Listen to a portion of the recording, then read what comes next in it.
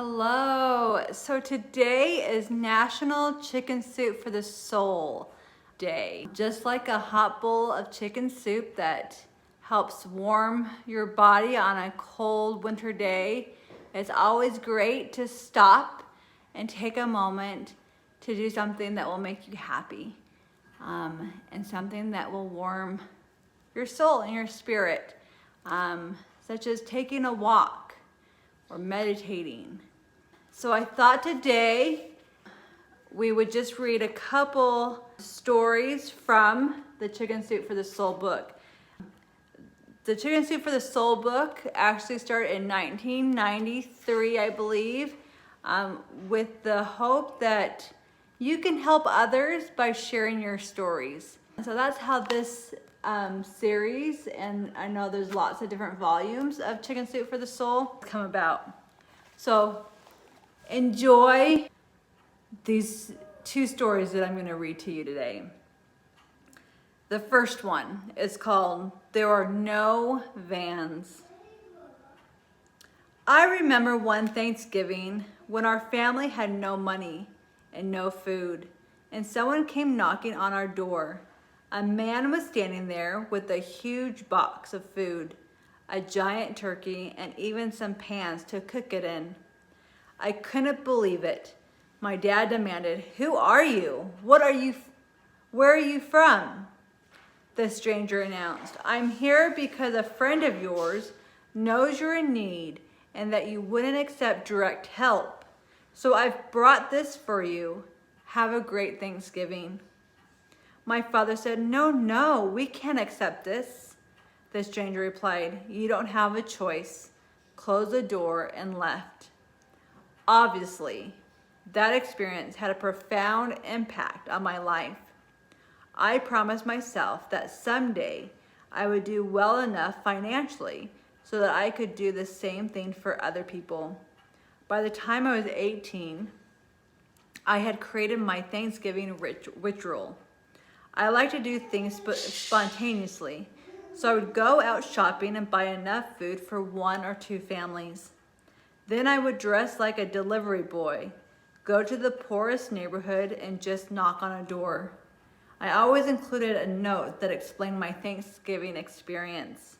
As a kid, the note concluded, "All that I ask in return is that you take a good enough The note concluded, "All that I ask in return is that you take good enough care of yourself so that someday you can do the same thing for someone else." I have received more from this annual ritual than I have from any amount of money I have ever earned. Several years ago, I was in New York City with my new wife during Thanksgiving. She was sad because we were not with our family. Normally, she would be home decorating the house for Christmas, but we were stuck here in a hotel room. I said, "Honey, look, why don't we decorate some lives today instead of some old trees?"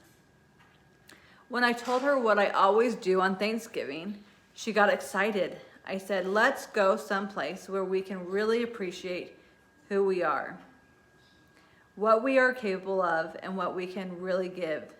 Let's go to Harlem." She and several of my business partners who were with us weren't really enthusiastic about the idea. I urged them, "Come on, let's go to Harlem and feed some people in need. We won't be the people who are giving it because that would be insulting. We'll just be the delivery people. We'll go buy enough food for 6 or 7 families for 30 days. We've got enough. Let's just do it." That's what Thanksgiving really is. Giving good thanks, not eating turkey. Come on, let's go do it. Because I had to do a radio interview first, I asked my partners to get us started by getting a van. When I returned from the interview, they said, "We just can't do it. There are no vans in all of New York. The rent-a-car places are all out of vans. They're just not available." I said, "Look, the bottom line is that if we want something, we can make it happen. All we have to do is take action. There are plenty of vans here in New York City. We just don't have one. Let's go get one. They insisted. We've called everywhere. There aren't any.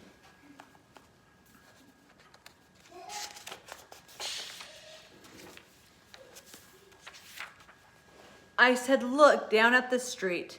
Look down there. Do you see all those vans? They said, yeah, we see them.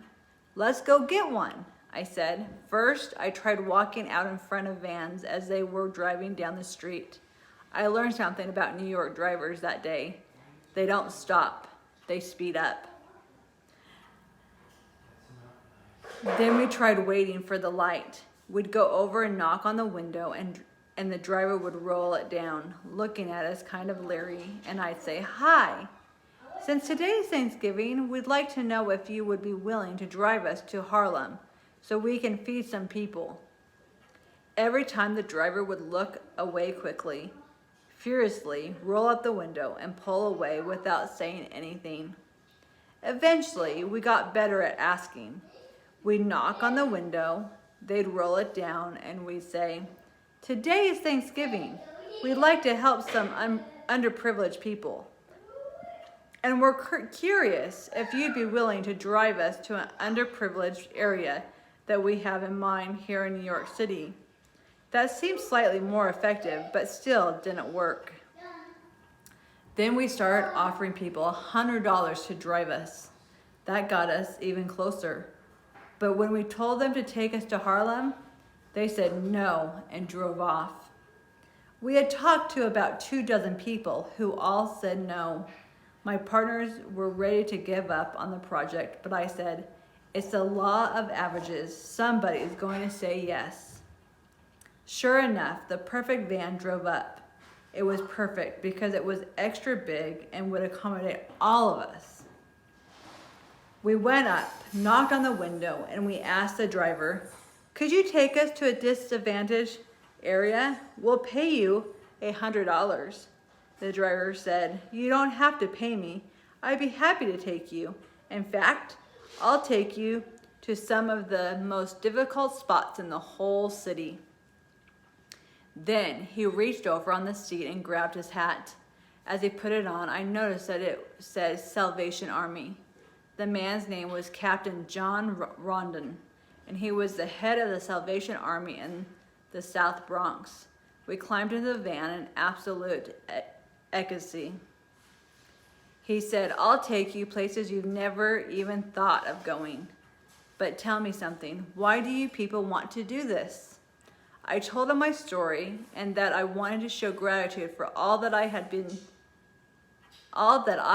had by giving something back.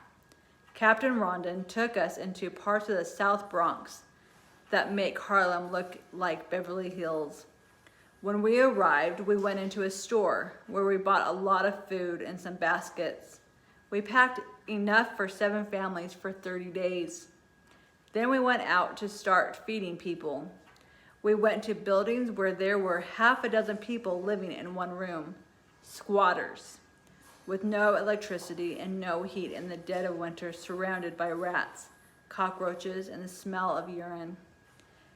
It was both an astonishing realization that people lived that way and a truly fulfilling experience to make even a small difference. You see, you can make anything happen if you commit to it and take action. Miracles like this happen every day, even in the city where there were no vans. And this story was told by Anthony Robbins. Has there ever been a time where you never gave up on something that you wanted to make happen? Have you ever given back because someone did the same for you and your family? The second story I would like to read is titled Tommy's Bumper Sticker.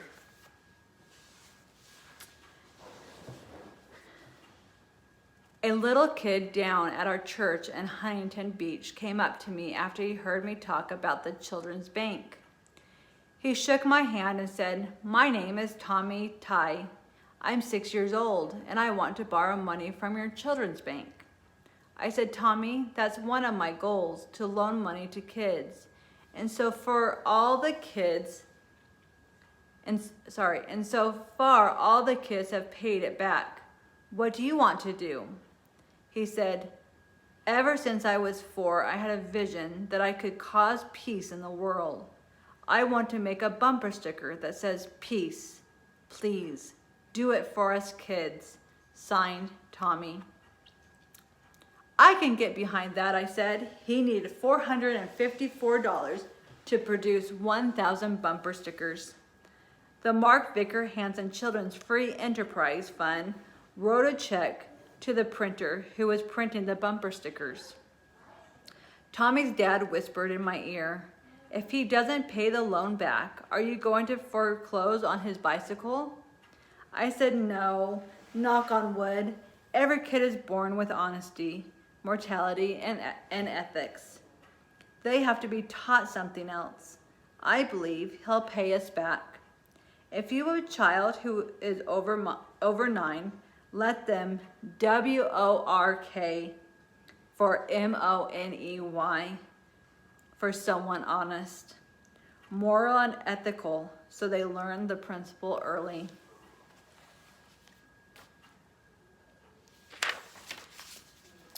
We gave Tommy a copy of all of my tapes, and he listened to them 21 times each and took ownership of the material. It says, "Always start selling at the top." Tommy convinced his dad to drive him up to Ronald Reagan's home. Tommy rang the bell and the gatekeeper came out. Tommy gave a 2-minute irresistible sales presentation on his bumper sticker. The gatekeeper reached into his pocket, gave Tommy $1.50 and said, "Here, I want one of those. Hold on and I'll get the former president." I asked, "Why did you ask him to buy?" He said, "You said in the tapes to ask everyone to buy." I said, I did. I'm guilty." He sent a bumper sticker to Mikhail Korkobatchev with a bill for $1.50 in U.S. funds. Korkobatchev sent him back $1.50 and a picture that said, "Go for peace, Tommy," and signed it. "Since I collect autographs," I told Tommy, "I'll give you $500 for Korkobatchev's autograph." He said, "No thanks, Mark." I said, "Tommy, I own several companies. When you get older, I'd like to hire you." "Are you kidding?" he answered. "When I get older, I'm going to hire you." The Sunday edition of the Orange County Registry did a feature section on Tommy's story. The Children's Free Enterprise Bank and me. Marty Shaw, the journalist, interviewed Tommy for 6 hours and wrote a phenomenal interview. Marty asked Tommy what he thought his impact would be on world peace. Tommy said, "I don't think I am old enough yet. I think you have to be 8 or 9 to stop all the wars in the world." Marty asked, "Who are your heroes?" He said, "My dad, George Burns, Wally Joyner, and Mark Victor Hansen. Tommy has good taste in role models." 3 days later, I got a call from the Hallmark greeting card company. A Hallmark franchisee had faxed a copy of the Register article. They were having a convention in San Francisco and wanted Tommy to speak. After all, they saw that Tommy had 9 goals for himself. Goal number 1, call about cost, baseball card collateral. Number 2, have bumper sticker printed. Number 3, make a plan for a loan. Goal 4, find out how to tell people. Goal 5, get address of leaders. 6, write a letter to all the presidents and leaders of other countries and send them all a free bumper sticker. Goal 7, Talk to everyone about peace.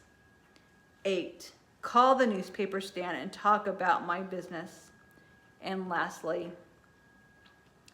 goal 9. Have a talk with school. Hallmark wanted my company. Look who's talking. To book Tommy to speak. While the talk did not happen because the 2-week lead time was too short, the negotiation between Hallmark, myself, and Tommy was fun, uplifting, and powerful. Joan Rivers called Tommy Tighe to be on her syndicated television show. Someone had also faxed her a copy of the Register interview on Tommy. Tommy, Joan said, this is Joan Rivers, and I want you on my TV show, which is viewed by millions. Great, said Tommy. He didn't know her from a bottle of Vicks. I'll pay you $300, said Joan. Great, said Tommy. Having listened repeatedly to and mastered my Sell Yourself Rich tapes, Tommy continued selling Joan by saying, I am only 8 years old, so I can't come alone. You can afford to pay for my mom too, can't you, Joan? Yes, Joan replied. By the way, I just watched a Lifestyles of the Rich and Famous show, and it said to stay at the Trump Plaza when you're in New York. You can make that happen, can't you, Joan? Yes, she answered. The show also said, when in New York, you ought to visit the Empire State Building and the Statue of Liberty. You can get us tickets, can't you? Yes. Great. Did I tell you my mom doesn't drive? So we can use your limo, can't we? Sure, said Joan.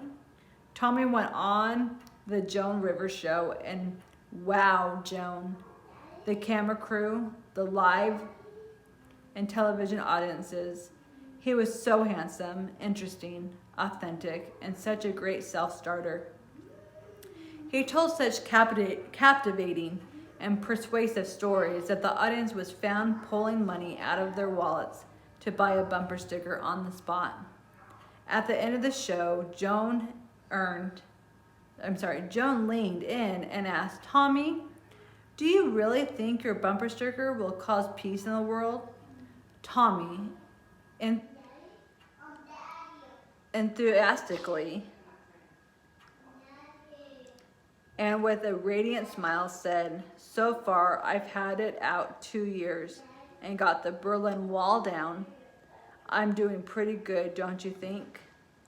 This is from Mark V. Hansen. And it says, to date, and this, this volume of Chicken Soup for the Soul is original in 1993. So this book that this story is published in. So to date, from the year 1993, Tommy has sold over 2,500 of his bumper stickers and has repaid his $454 loan to Mark Victor Hansen's Children's Free Enterprise Bank. And this is what the bumper sticker looked like. Have you ever had a dream or a goal like Tommy and knew that it was possible? World peace, that's a huge goal. But little by little, he was spreading it. And he was determined. I hope you enjoyed these 2 stories. If you have a copy of Chicken Soup for the Soul or any other book about good stories and good messages, I encourage you to take the time to read them or have someone read them to you, because I know that it really fills your soul with goodness. And that's what today, being Chicken Soup for the Soul Day, is all about, is doing something that will bring you happiness and joy and that warm, full feeling in your heart. So thank you, and I hope you enjoyed these stories.